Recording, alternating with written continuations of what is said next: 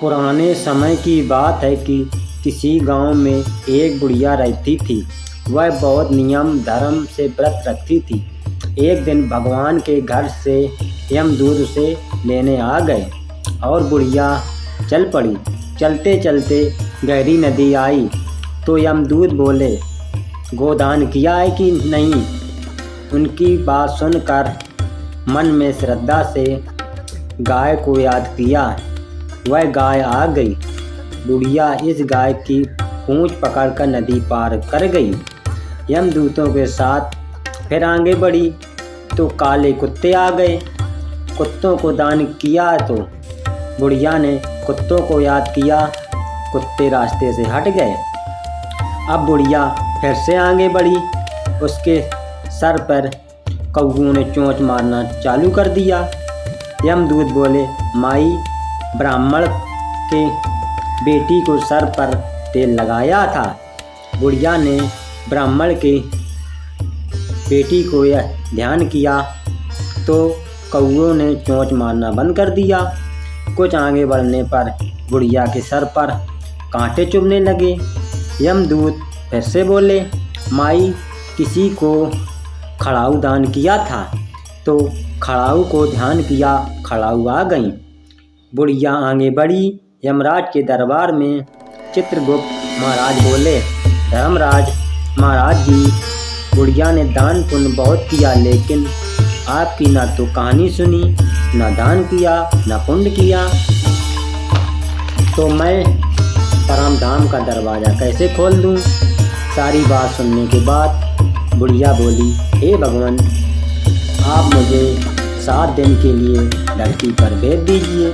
धर्मराज जी का व्रत रखूँगी, कहानी सुनाऊँगी और वापस आ जाऊँगी।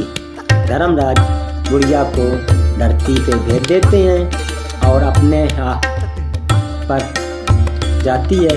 गांव वाले भूतनी समझकर दरवाज़ा बंद कर देते हैं और वह अपने घर गई तो बेटों ने दरवाज़ा बंद कर दिया।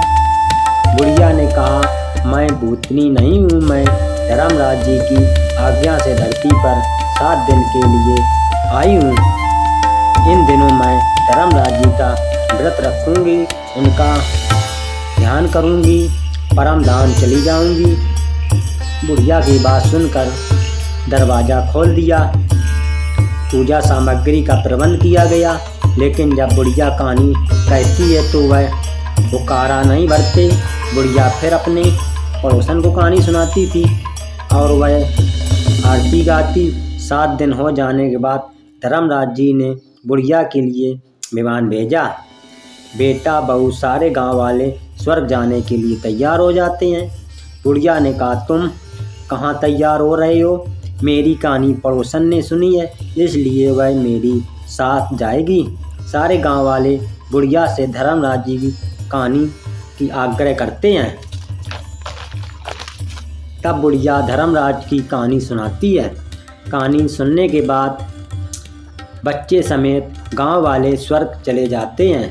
धर्मराज जी कहते हैं, मैंने तो बुढ़िया को लेने को कहा था। बुढ़िया माई कहती है, हे धर्मराज जी महाराज, मैंने जो पुण्य किए हैं उनको गांव वालों को आधा भाग दे दो।